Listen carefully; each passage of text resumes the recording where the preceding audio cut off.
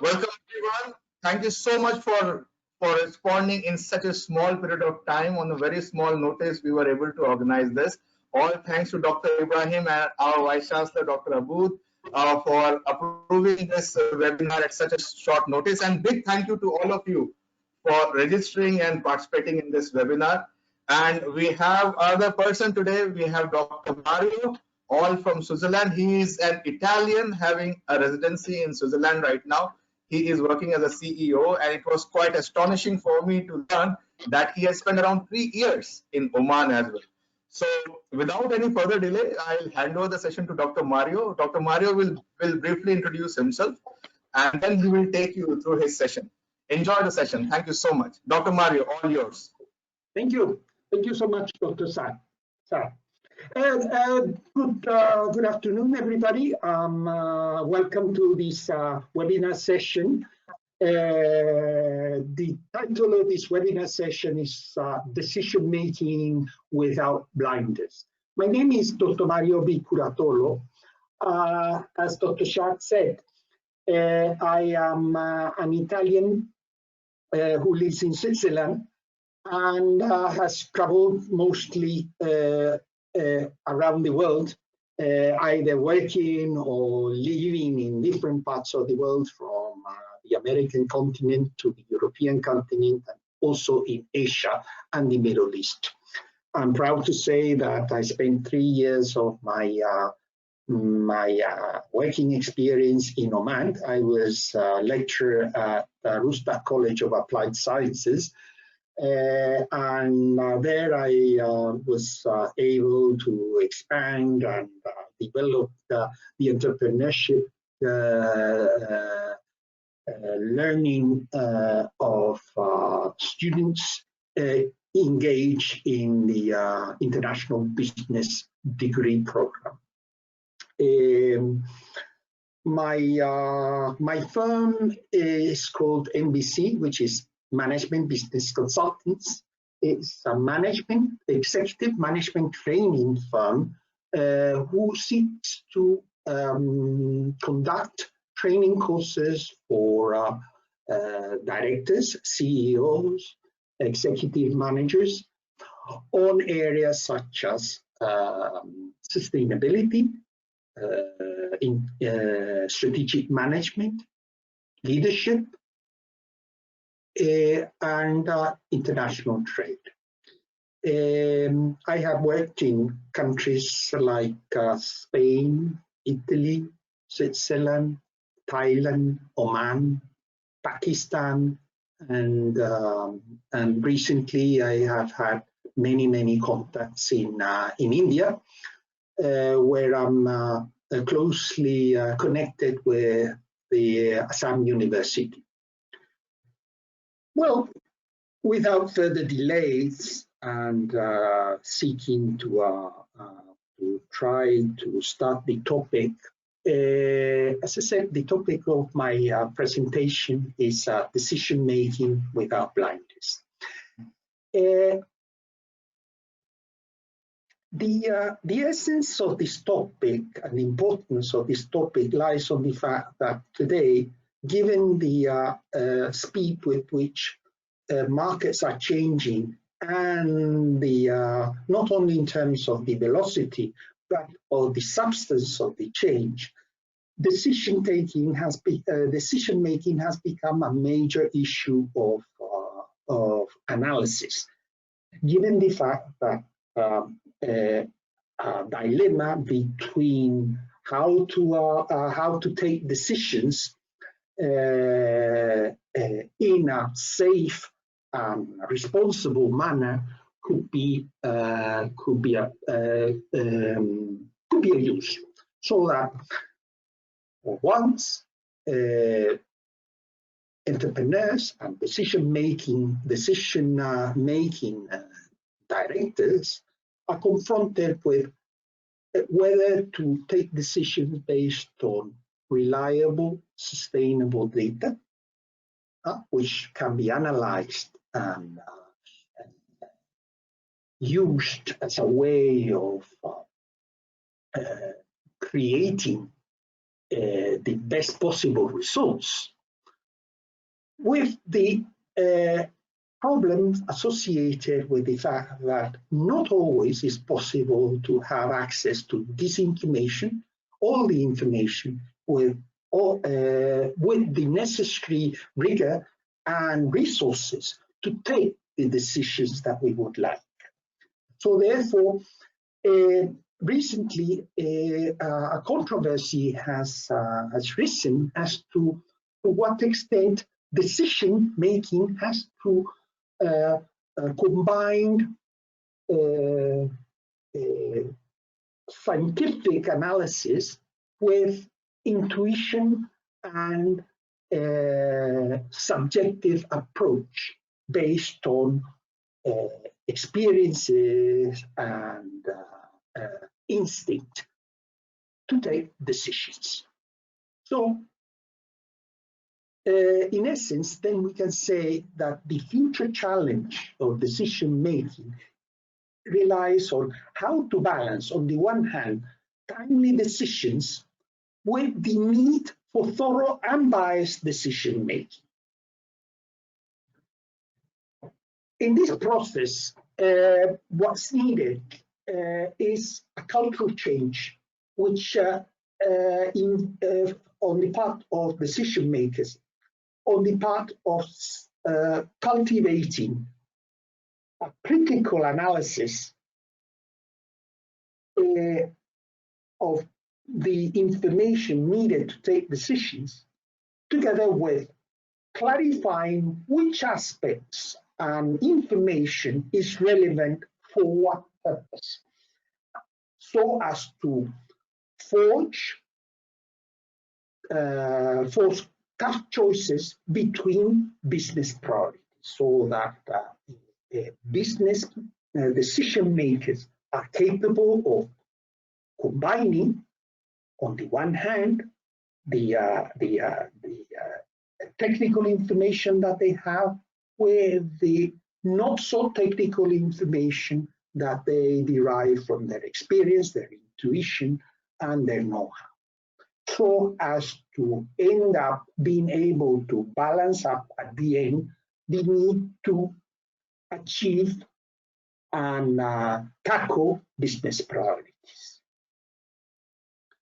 So the essence of the problem faced by decision makers today is, on the one hand, rapidly changing circumstances with the opportunity cost of taking a particular type of decisions.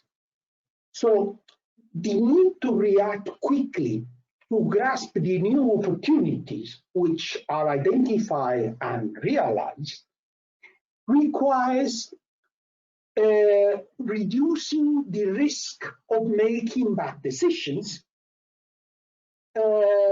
through combining quick, flexible, and largely informal strategies, so that decision making can be materialized in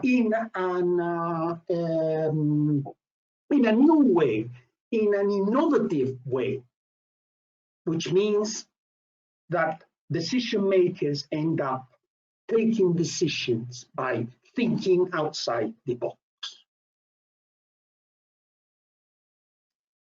So, in this context of thinking outside the box, risk, uncertainty, and change are the essence of what's needed to come with innovative decisions, with innovative ways of dealing with problems and challenges that managers face today. So, if managers are to rely entirely on scientific approach to decision taking, then they would seek, obviously, to try to avoid making mistakes. And by trying to avoid making mistakes, they don't take any decisions. And if they don't take any decisions, the end decision is as bad as a bad decision. So Why? Because the resulting business standstill would represent a bad strategy of decision taking. Thus, to achieve a competitive sustainability requires decision making by firms to rely on risk, uncertainty, and change, which are the essence of the context in which decisions nowadays have to be taken more than ever before. It's not to say that before there was not risk, uncertainty, and change, but the size, importance, and relevance of risk, uncertainty, and change in the context of the business decisions that decision makers have to take today is greater. Therefore, acknowledging this as part of a business culture of decision taking becomes essential.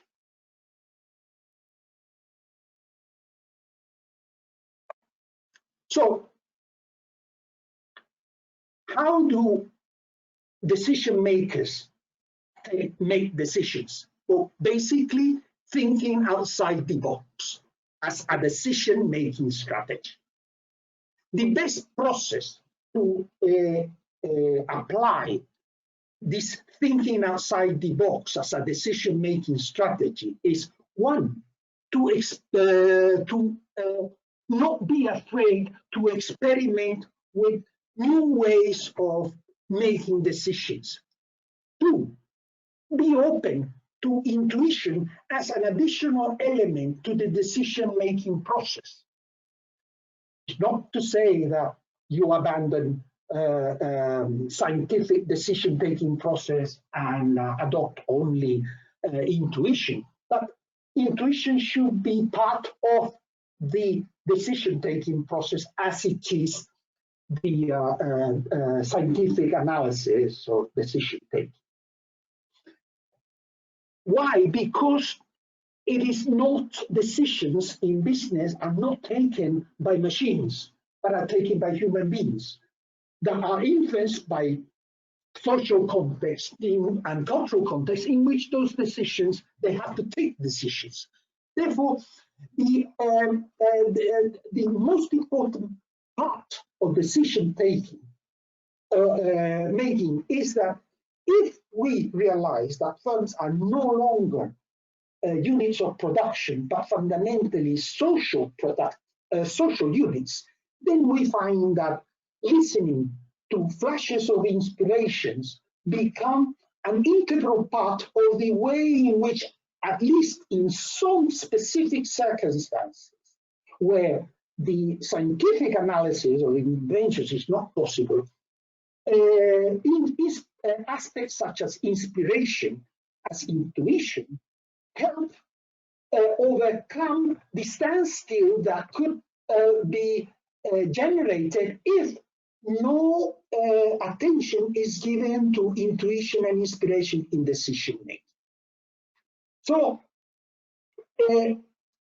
once these three elements of intuition, experiment, intuition, and inspirations are integrated, we are entering a process, a cultural transformation process in the firm, where not only decision makers, who can be at any level of the firm, not only at the hierarchy, but at the operational service level and so on, they begin to relax regarding the way in which decisions are taken, using more their experience, their intuition, as a way of learning from the mistake and then listening to the feedback. This is what then changes the way in which we approach decision making. Okay?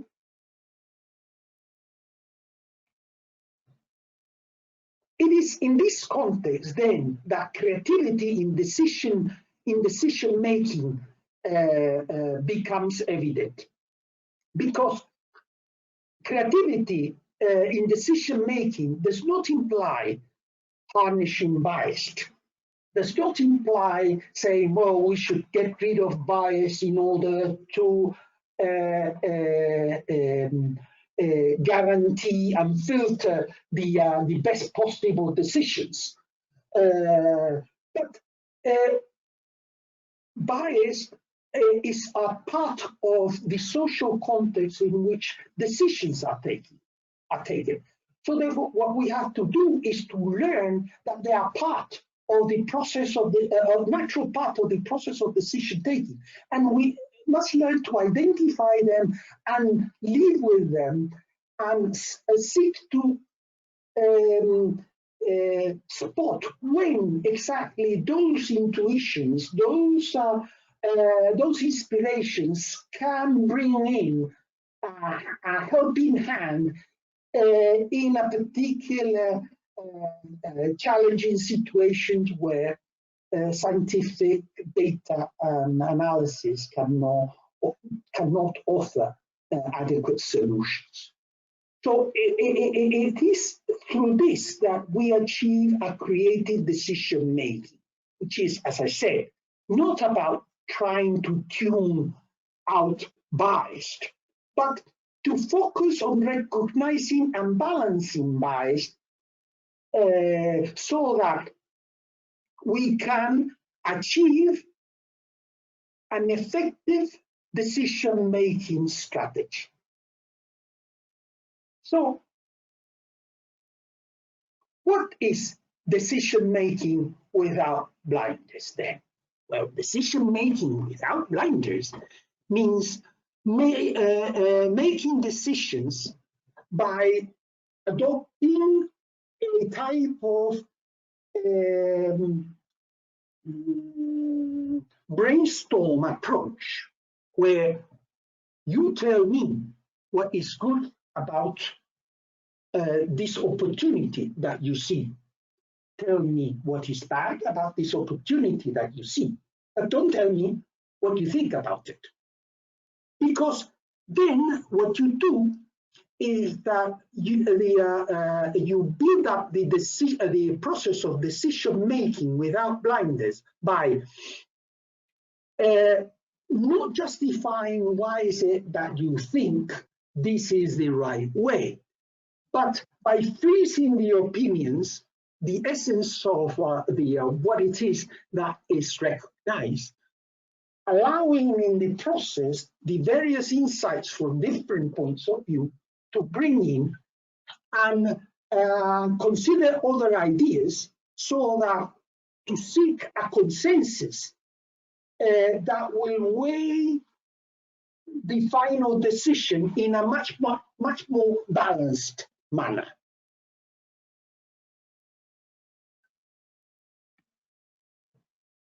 Decision making without blinders then is a way to forge a cultural consensus. How?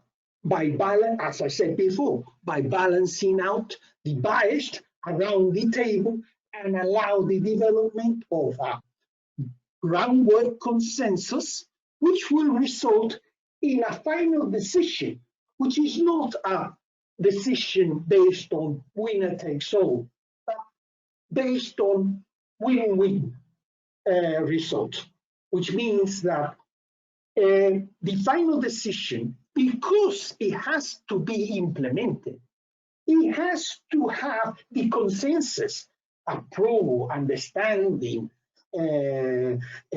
attachment of all those who would be in charge, directly or indirectly, to implement these decisions. Only then we can guarantee that decisions will be taken, and the decisions implemented will end up being implemented. Okay? So, how do we work towards decision making without borders? Well, as I said before, firms or businesses are social entities. Therefore, since people marshal the facts that that support their case, ignoring those that do not, then knowing this cultural, the cultural nature of that characterizes this type of human behavior, then we can effectively, decision making can be effective only if we assemble everyone's insight rather than their conclusions, leading to discussions to focus on the bias, to try to kind of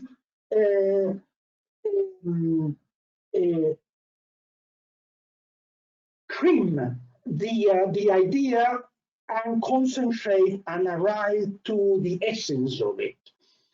This will help business leaders then to create an organizational culture of decision making where everybody is included, everybody is part of the decision taking process, because everybody will have to implement those decisions.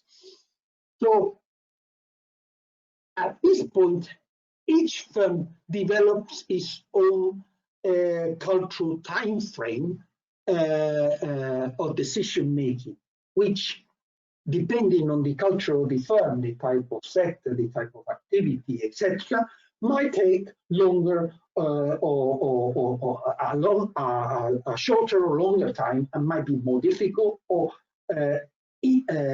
simpler. But at least the basic concept of how decision making is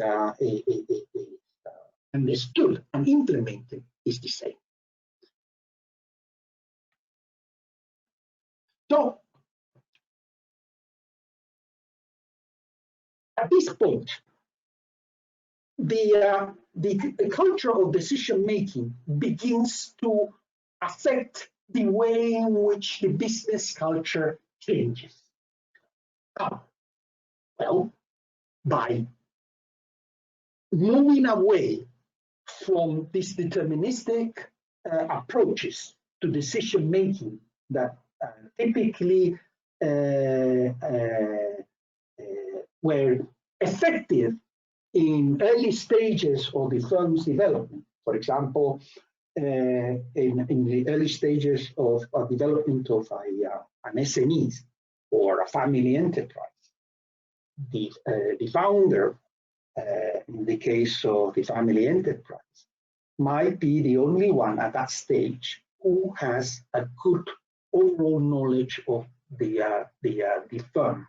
However, at that point, the number of variables that can come into determining the decision of where to go and how to go are such that allow one person with sufficient knowledge and entrepreneurial drive to take those decisions and somehow favor the takeoff of the firm. But as the firm takes off and starts flying, the number of problems and challenges multiply exponentially to the point that no longer a single person is able to take decisions. Therefore, that concept that one person takes the whole responsibility for a decision becomes increasingly less effective. And there is a need to resort to more opinions that can help shape a decision more in consonance with the nature of the new business experience that the firm is having. Therefore, at this point, given the higher level at this point of risk, uncertainty, and change, then the need to understand that failure is not the wrong answer leads firms to arrive to a conclusion that of the need to remove cultural blinders that associate decision-making failures with the assumption which has been ignoring and deemed not correctable. so that, you know, it is moving away from decision making based on single individual or single entity taking the decisions and acting as if they held the truth themselves regarding what's necessary to be done, and therefore imposing on the others their particular sets of values and ideas. To one where you remove the cultural blinders that prevent learning from testing the assumptions of our initial decisions in order to be able to make better ones. So we culturally become, decision makers become culturally more flexible and therefore able to understand better the nature of the present role. So decision making without blinders implies valuing and working with what you have to achieve better results. So to conclude,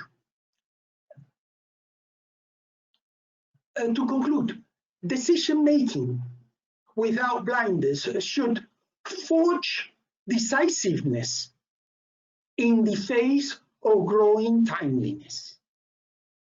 In the sense that, given the rise in the level of uncertainty, risk, uncertainty, and change that exists, the need to rely for firms to rely on decisiveness on the part of managers, CEOs, department heads, etc., to take decisions, it becomes essential for them to rely increasingly on their experience. Okay, because they could act as a primus inter pares, like in a cabinet ministry meeting, where the prime minister does not have a portfolio of his own, but has the advantage that to them, all those ministers with portfolio report, and therefore he's able to have a global picture of the situation, and he's therefore able to see the interconnections. At the same time, his leadership style creates the basis on which this new approach of interconnectedness, of interdependence of the different areas of the firm and different sectors of the firm become important. It's like saying that to produce a product that fits the consumer, you do not only need a good salesman, you need a salesman that is able to communicate with a marketing department. The marketing department is able to communicate with the production department, production and design department, so that the firm ends up collectively to produce the type of goods and services that the consumer really needs.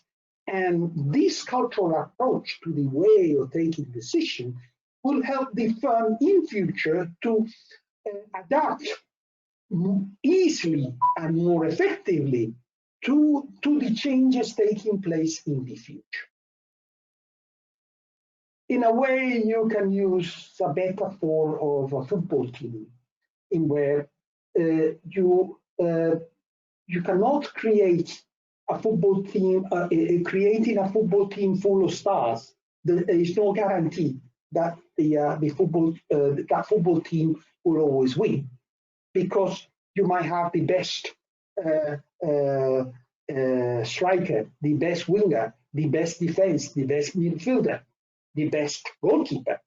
But if they do not understand each other, they will be increasingly unable to systematically be able to take the ball from one end of the pitch to the other and score the goal. Because he who scores the goal is not the star, but just one piece more that in the whole machinery that has been put into motion to take the ball from one end of the pitch to the other and score the goal. Only then, through understanding the roles everybody plays and how my role inserts or integrates with the other, then we are able to understand how the team can succeed in the end. Because after all, the object of the game is to score as many goals as possible. So therefore, the machinery should be put into motion to for this effect.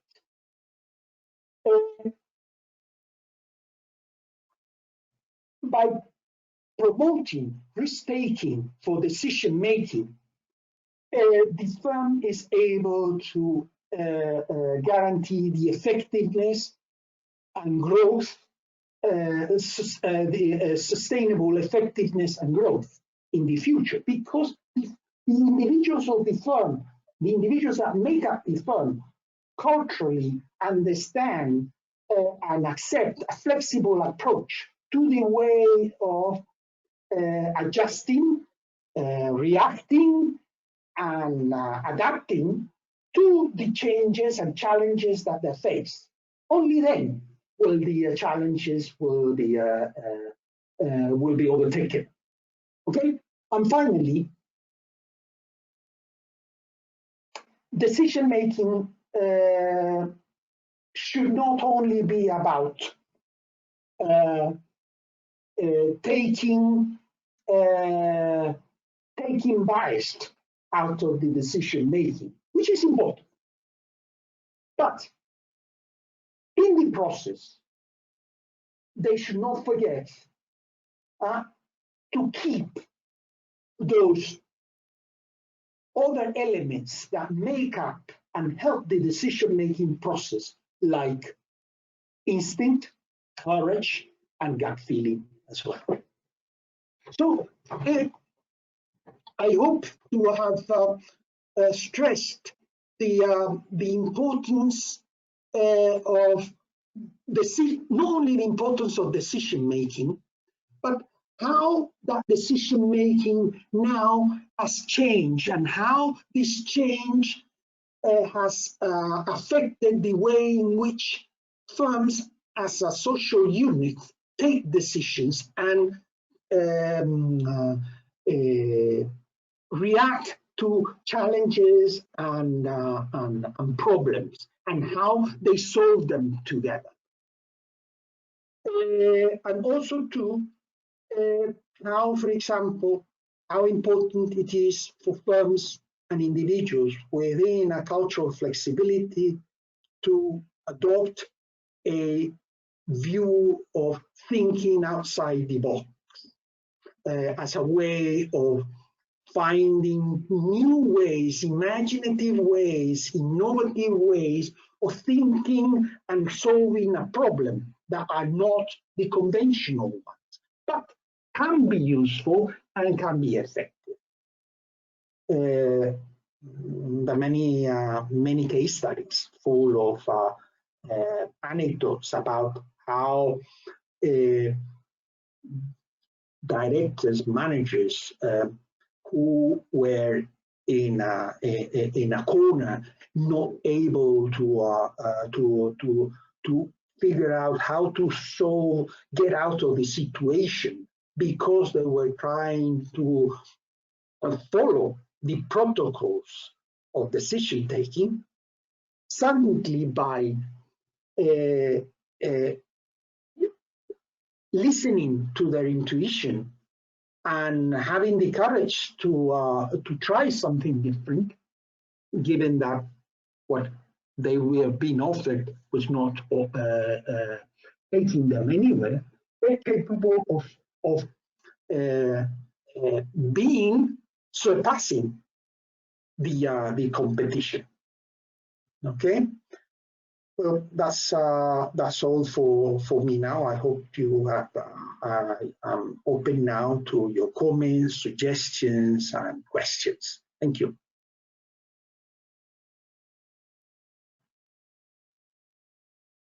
Hello.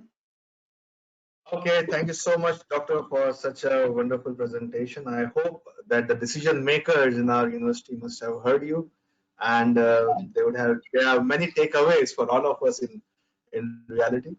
So I will invite some questions, and here I'll open the floor for all the people.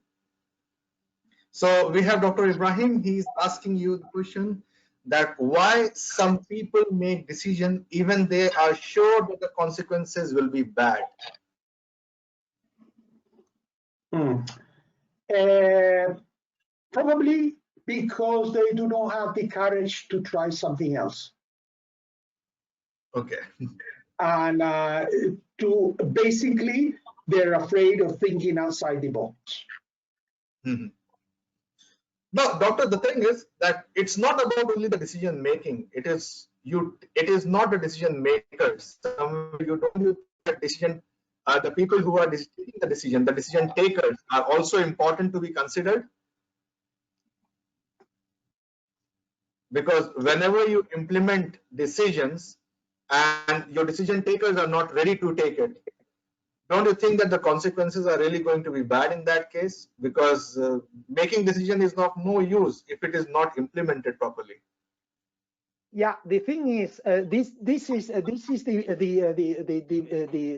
basic change, because decision makers have been used to rely on scientific analysis of information, rely on statistics, on studies, and so on. The problem is that in conditions of market stability with little risk, change, and uncertainty, it is possible for decision makers to rely calmly on an analysis of the information and somehow implement a planning process that, given the time it takes, can act as a process of socialization of the rest of the employees towards that way of solving the problem. The situation now has drastically changed, in where firms and managers are facing rapidly changing circumstances, to the point that there is no time. Not only there is no time, but there is not enough information to analyze what is it that, even the understanding of the problem, because we are talking about problems that are new in nature. We just have to look at what's happening now with the coronavirus. Despite the fact that scientists do not know exactly what is this, they have some ideas, but really they are seeking to implement protocols of actions to seek to reduce the bad effects of the decisions that will be taken. But then in the process, you find that individuals do not understand, for example, why they should stay at home. Why should a business not reopen? To what extent is this firm contagious? How is it now? How will this situation have an incidence over how the firm will operate in the future? Will it have to change its products, services, the way they implement those services? So therefore, it requires a much greater mental flexibility from the decision takers than was demanded of them in the past. This is why it is important to make as part of the business culture the concept of thinking outside the box. I'm not saying that you have to rely entirely on thinking outside the box, but you have an instrument there that in particular circumstances may show itself useful to react effectively to drastic changes in circumstances for which there are no precedents or information that can be of guidance to the individual. So therefore, unless the firm is prepared to bring in the opinions, approaches, experiences of different sectors, departments, people, experiences, to come up with a type of specific decision that seems reasonable to all those that will implement it, and on which that decision will have an effect on the survival of the firm in the future. So therefore, more than ever before, the social context in which decisions are taken becomes a priority. Okay, so are there any techniques to achieve the concept of right decision? First of all, what is right decision for you? And then are there any techniques that people can adopt so that they can take right decisions all the time? This is again a question from Dr. Ibrahim. Yeah, well, for a start, there is not such thing as a right decision. What there is a less worse decision, in the sense that you take decisions that will minimize the consequences of the bad consequences associated with the decisions, which are the product of uncertainty, change, and risk.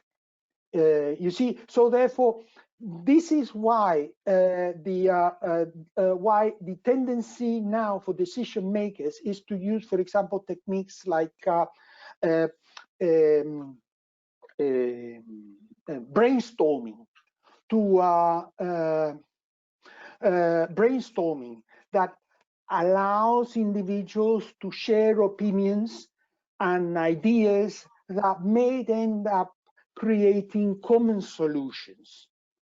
Therefore, in a sense, it's an interesting way in which the firm is capable of exploiting the potentialities of workers and of employees beyond their technical competences. Because at the end, it is the whole concept that we all are part of the same entity, which is the firm. And we are somehow responsible for what happens to that entity. Only then you can understand other concepts like corporate social responsibility, etc., that are becoming or sustainability that become increasingly are becoming increasingly more common in the literature. Okay, we have Dr. Ugi from Malaysia, and he is asking you a question that you touched the issue of intuition. Can you define and elaborate more on this intuition, please? Intuition, okay. The intuition is a combination of what in the literature they call it gut feeling. Gut feeling is, you see, from a scientific point of view, we have tended to think that all neuroreceptors are concentrated in our brain. Okay. When, in fact, there are neuroreceptors all over our body. And the brain is not necessarily the place where there are many more of them than in other places.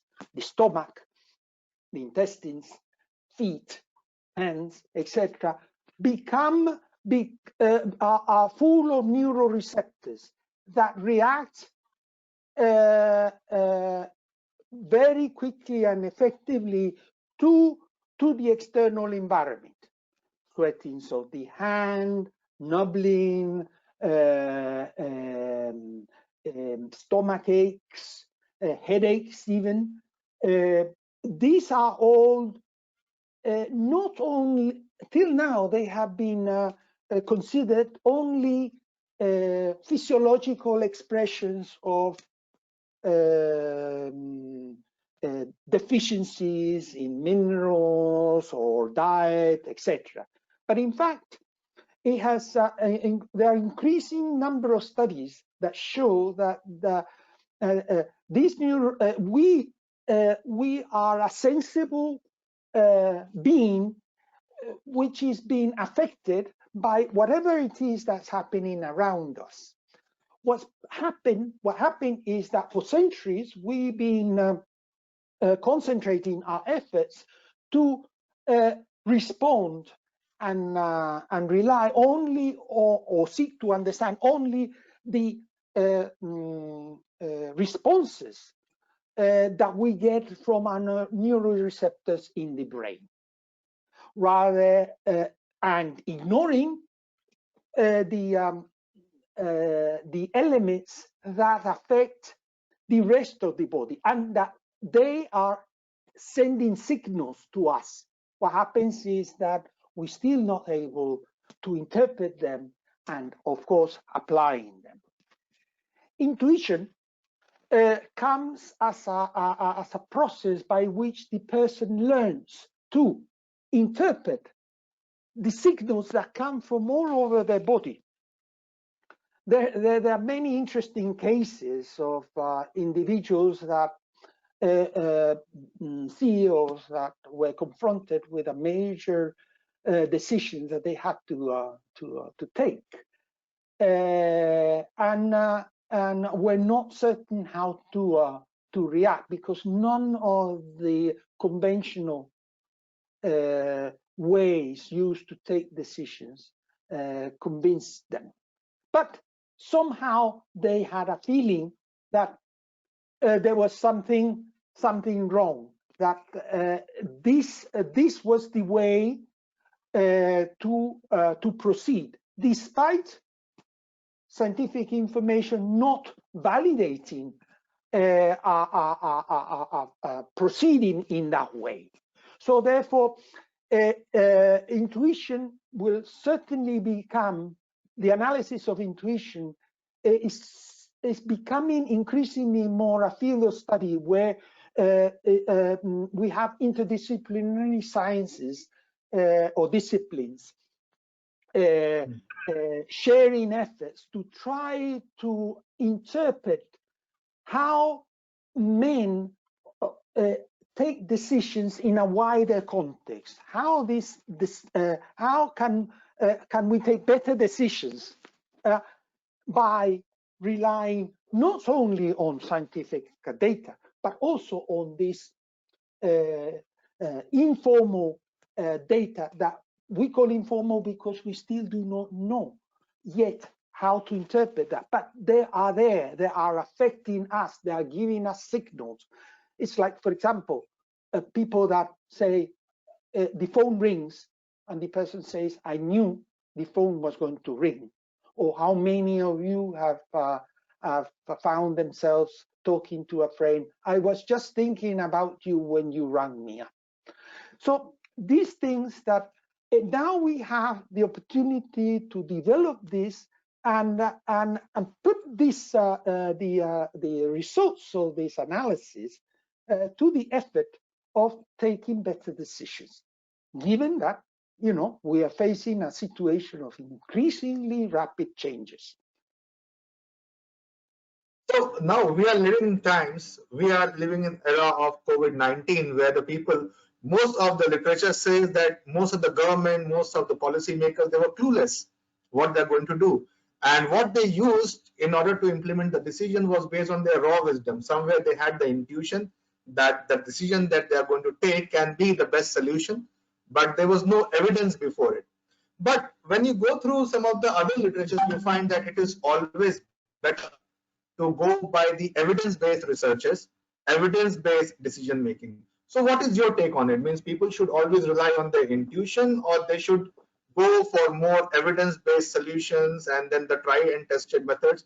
Because if you're going for the try and tested method, it is already in the box. It is not out of the box.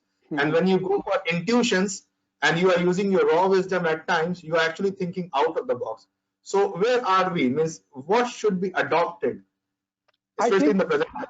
I think it should be a combination. I am a supporter of rational decision taking, but what happens? The problem is the dilemma in which rational decision taking is put, by the speed and nature of the changes taking place, for which there are no previous evidence. So therefore, what the way people take decisions are on the one hand, the scientific evidence or firm evidence on which they can rely on, and two, on their experience.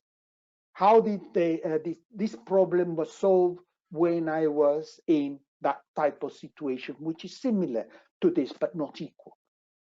To what extent I'm able to learn and consolidate my knowledge through experience to take better decisions. Probably it won't affect the 100% of the decision, but it might affect a percentage, an important percentage of how that decision, or what type of decisions ends up being chosen to solve the problem.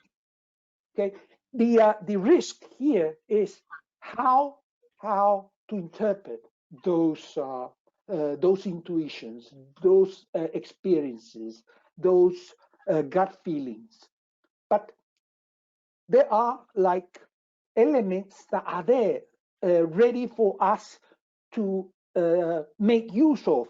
All we need to do is to acknowledge them and learn how they manifest themselves, so that then we can complement our scientific analysis with that type of analysis, which sometimes reveals itself better, given that they provide a rapid results or options in critical circumstances than could scientific data. Now, I think based on this only, we have Dr. Ferdinand, and he's asking a question that how is cognitive bias affects decision making if it is more evident that bounded awareness in a certain institution? What process should be acted on? So he's talking about cognitive bias and how it affects the decision making.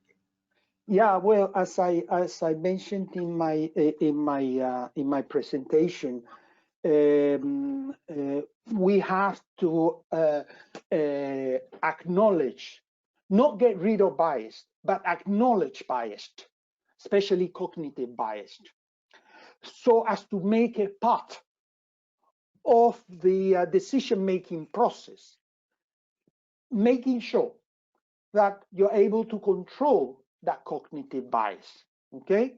So that you know that this is a bias, but to what extent that bias can be of help or use in the taking of a decision, despite its nature as a bias, okay? So sometimes the way we take decisions are an expression of a cultural understanding. For example, when a CEO is confronted with a decision as to the need to reduce costs, there are different avenues that lead to the same results, a reduction of costs.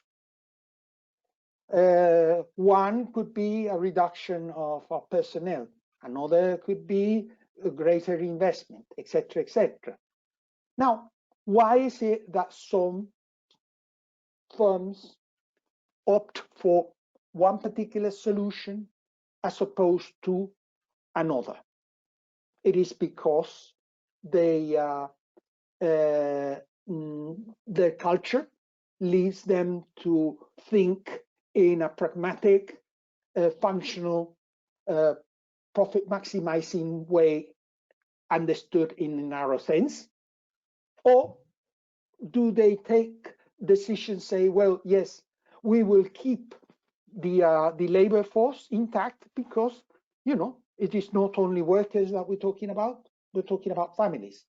So therefore, there are the cultural approach to the importance of families, or the human aspect, is such as to redefine the nature of what a cost is, and perceive the concept of profit in a new light. I hope I have answered the question. Yes. So on this line, there is another question coming.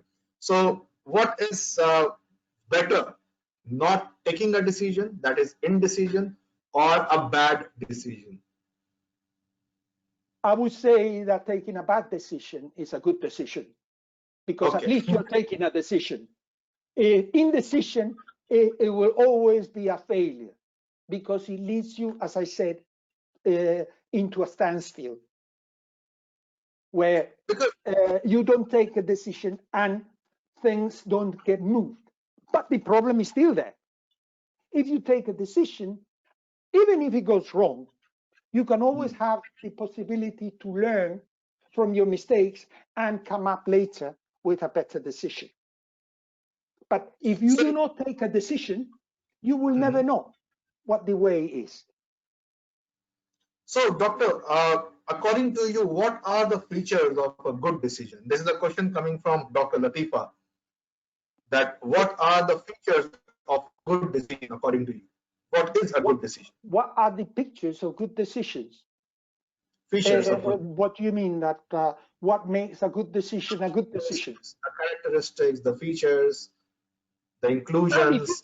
Sorry. The features of a good decision. Well, I will say, to cut it short, fundamentally, a good decision is a decision based on consensus, based on the fact that everybody that will be affected by that decision is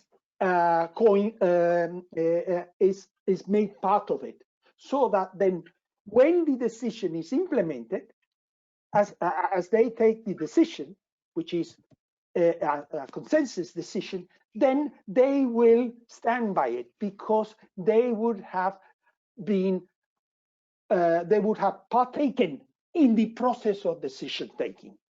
That decision that they're implementing is part of their own. There is a belief, a part of their belief is in that decision. Therefore, they stand behind it and are more willing to proactively help the development of that decision than if the decision had been taken without their consensus, without their taking into account their view or approach. Now we have, on the similar lines, there is another question coming up, and that question is that many times, because of our intuition-based decisions, sometimes a bad decision happens and it creates a bad memory. Yeah. And many times that bad memory is so dominating your subconscious mind that it hampers your ability to take good decisions. So how to overcome that? This is the gist of what Dr. Ibrahim is asking. Yeah, I think that's very true. That in these circumstances, it's like a bad decision in life. I mean, if a person that married another person thinking they was the partner for life, suddenly finds that after some time it seems to be another person, and it's inevitable the sense of frustration and failure associated with that decision, which is magnified in the sense of I've wasted my time, effort, money in this relationship when I would have could have gone and done many more other things. So the important thing again with decisions is the cultural attitude towards it, and the capacity to be self-critical and learn from mistakes. There are firms, for example, that induce the workers to make mistakes, as long as those mistakes were made with the right attitude to try to really solve the problem or get over a challenge. But it didn't happen. It might not have been because of the wrong vote, but nevertheless, the results are there. The question is, how do you react against that decision, the consequences of that decision? It is like a person that divorces. Well, if a person divorces, then what is it? The end of the world? And you is your life not going to pick up again? Are you going to go to a bridge and you know, jump off? You know, you still have your potential, your capacity, to look into ways in which you pick up the pieces and rebuild your life. You learn more from mistakes than you learn from successes, because But many times it hampers you. Means it becomes more like a discouragement, because for taking right decision, courage is one of the important factor. As I was going through your slides, and a bad decision which has a bad memory, it often discourages you from taking those type of bold decisions in future. Again, it depends. This is why it is important to have a cultural approach, because we are the product of a society accustomed to a bipolar approach: positive, negative, true, false, right, wrong. And the concept of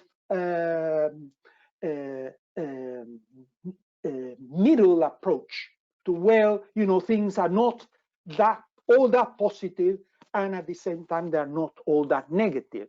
It is, again, going back to my concept of decisions are not winner takes all, in where, you know, for a number of years and still today, we find that it offers a very clear approach to life. You know, this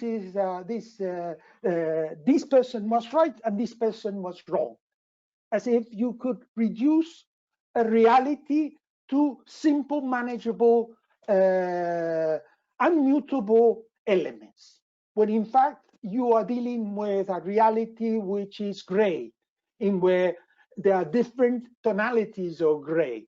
Therefore, the more you come to realize that decisions are not a black and white, but are more a consequence of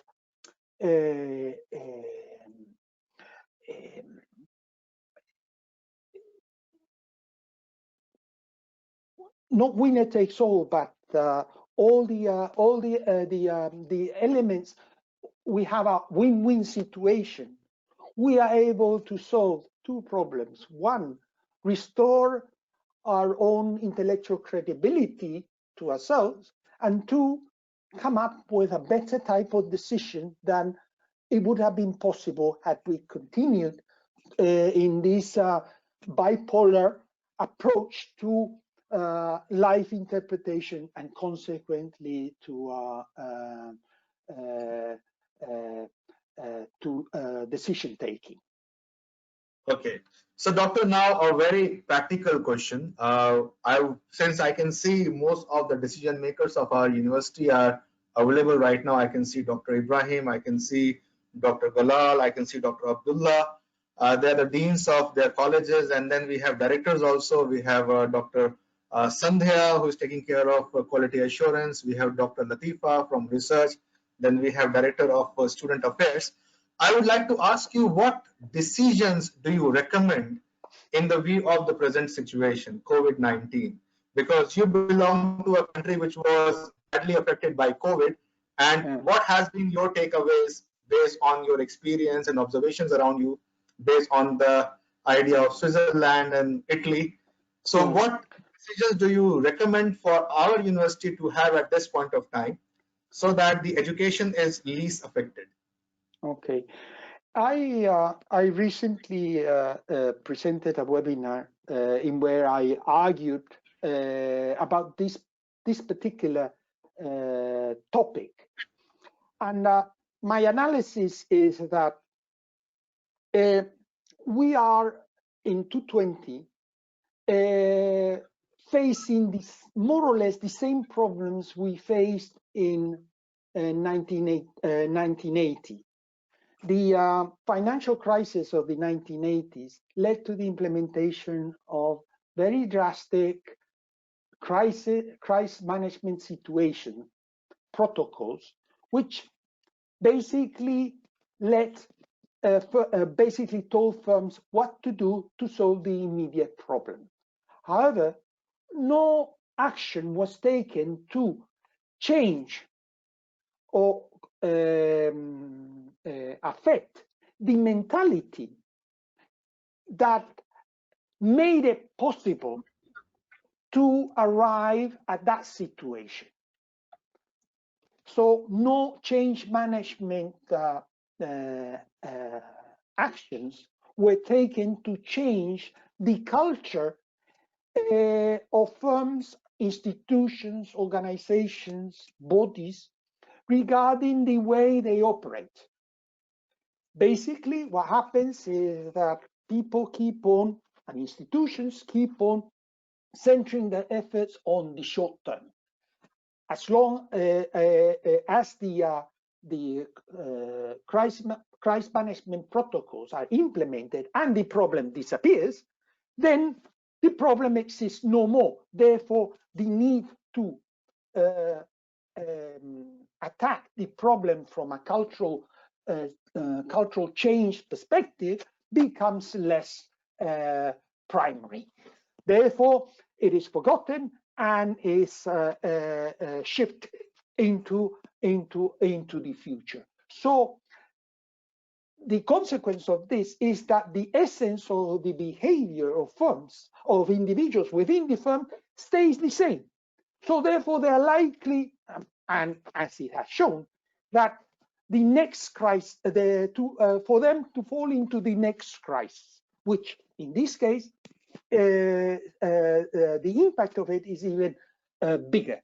So my suggestion, to some extent my conviction, is that there is a need for a cultural a change in the business culture of institutions, firms, and businesses, so that they learn to think in a different way. They cannot continue to think the way they used to in the past, because the conditions of the past no longer are the same as the conditions that we are affecting,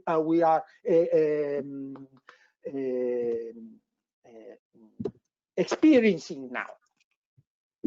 So therefore, we need to understand what is it that has changed, and how can we change our behavior so that we become more able to face and adjust to changing circumstances. One of these changes has to come from promoting mental flexibility that allows the individual to go away from this bipolar yes, no, positive, negative, bad, good, bad, to one in where the idea is to share opinions to tackle the problem together. Okay, this is not so much a kind of political social discourse, but basically a cultural discourse that comes from the essence of understanding that institutions, business, firms are social institutions, not units of production. So therefore, the human social elements has to have an impact, has to be considered in the way in which the firm operates, because those relations, those social relations, social, psychological, economic relations that are built within the firm and create the business culture will affect the personality development of that firm. That means how the firm will react to problems. Okay, and this will make the difference between the way one firm reacts and another firm reacts to exactly the same problem. This, I think, is it is very important that we change this kind of short-term mentality and adopt a more medium and long-term mentality approach. So you have a brief experience of teaching in Oman, so you already are aware what kind of students we have here. So Yeah. what strategy means, what assessment methods or what teaching method do you suggest? We are already using this platform, GoToMeeting, and we are taking online sessions. But in addition to this, what else we need to do? Means still we feel that somewhere there is a gap. I think from what I could see in my time in Oman, I think I mean, I'm talking about my specific experience in the area of entrepreneurship. I also developed students' ability to be inventive and creative through a business plan development program. As a matter of fact, Oman, the College of Applied Sciences, while I was there, managed to get the first prize of the business plan competition that was held in 2014. Here I was trying desperately to move students away from the security of decisions, the security of results, the manipulating of the administrative elements so as to guarantee the future results, without realizing that in so doing, they were losing the best opportunity they had in their life to develop their own critical thinking. Through the analysis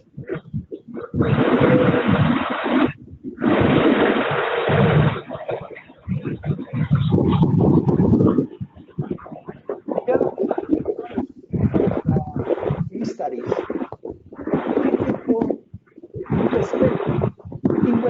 there was not a right solution. There was not the solution. Each individual had his own solution. What it was important was that whatever solution he came up with, he was capable of backing it up with a particular logic behind it that was the result of his own reading, experience, and so on. So this was an excellent opportunity to build students' confidence in their own intellectual thinking. I used for this purpose the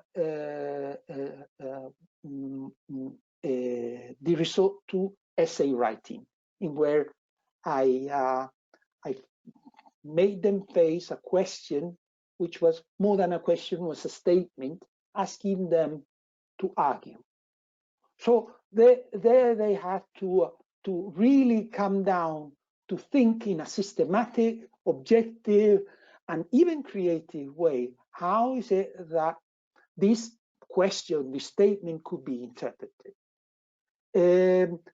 This obviously at the beginning generated enormous anxiety in students who were accustomed to multiple choice answers and definitions. When confronted with this, it was a kind of half fear and half joy, because they saw, oh wow, this is something really new. This could be interesting. Let's go for it.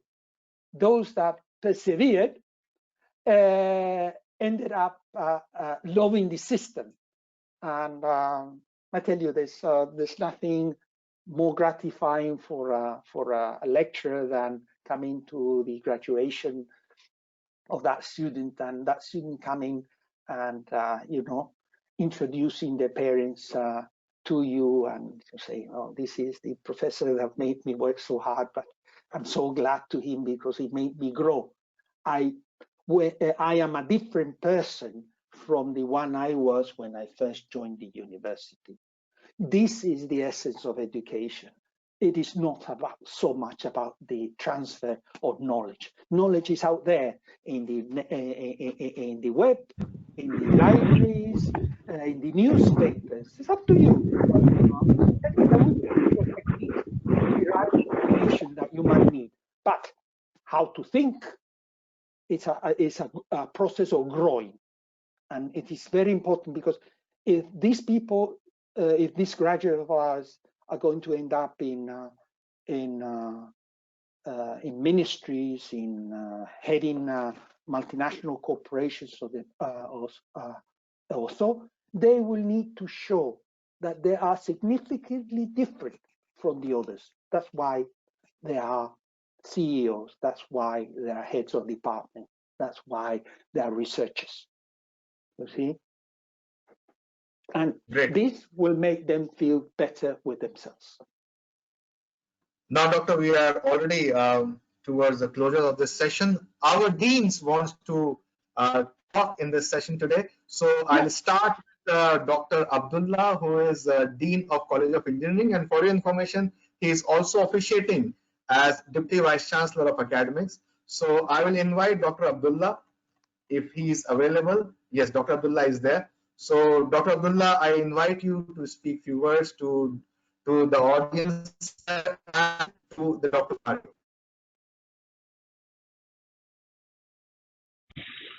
Thank you, Dr. Saad. I hope that my voice is clear because I am driving.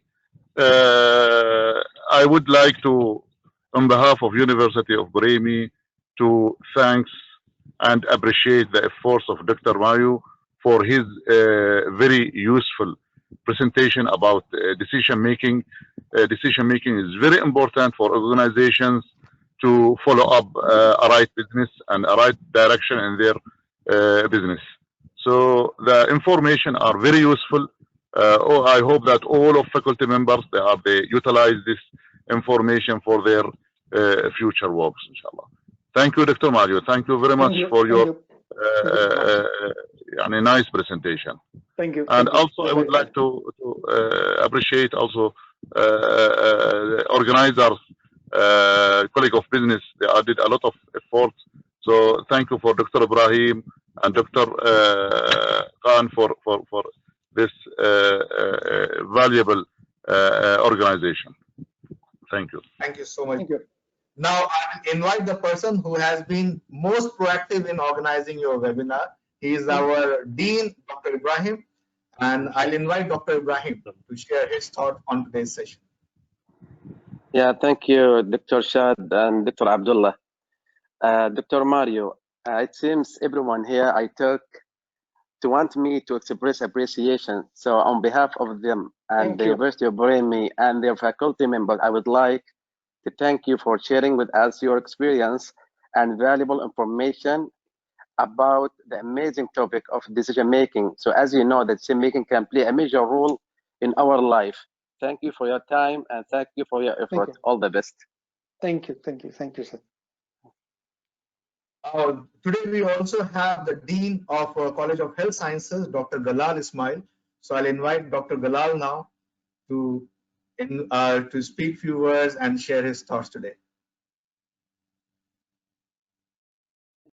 Thank you very much, Dr. Mario, and thank you very much, Dr. Khan and Dr. Ibrahim and Dr. Abdullah. Really, we would like, to say thank you and appreciation to Dr. Mario for this informative lecture, which really came in the right time with this COVID-19. And again, I would say yes, we are taking decisions rationally with everything at this time, and the University of Brahimi and the executive people all the time holding sort of communication, and we considering all the elements that you have mentioned when we take a decision.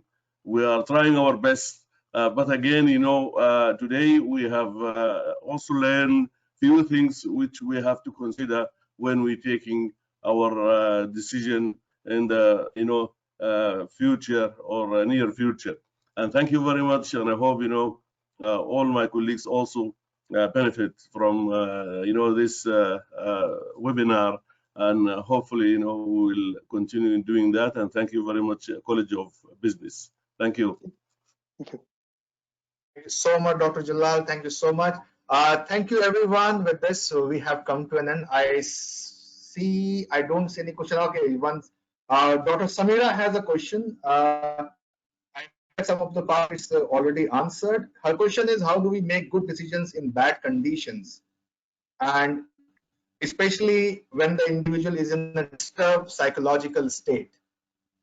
Your voice was a little bit broken, so could you repeat the question again? Repeat the question. How do we make good decisions in bad conditions? What is the effective way in this case, especially when the individual is in a disturbed psychological state? Okay, let me start by the end.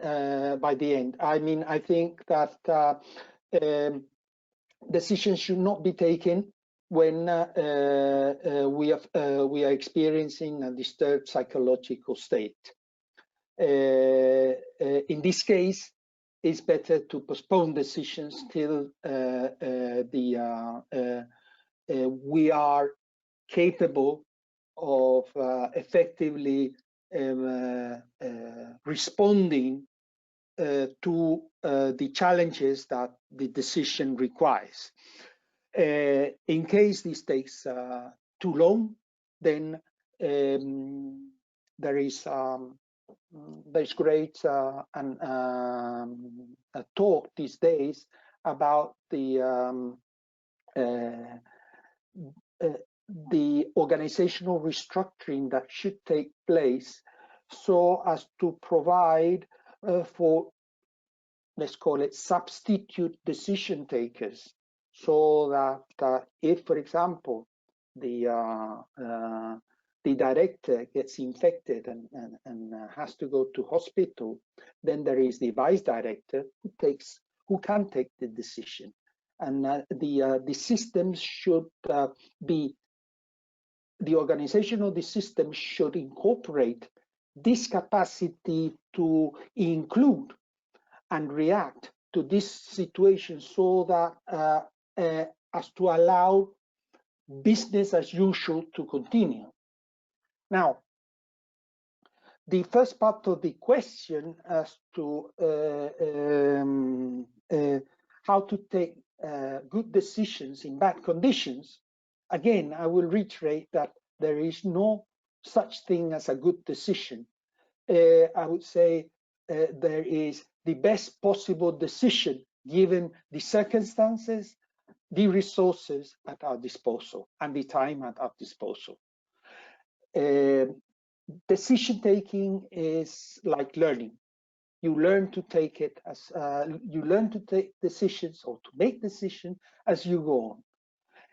But you need to be critical. You need to be open to and self-critical to be able to learn from mistakes and to be prepared to identify bias and assume critics and opinions, so as to eventually be able to channel or come up with the best possible decision at the time.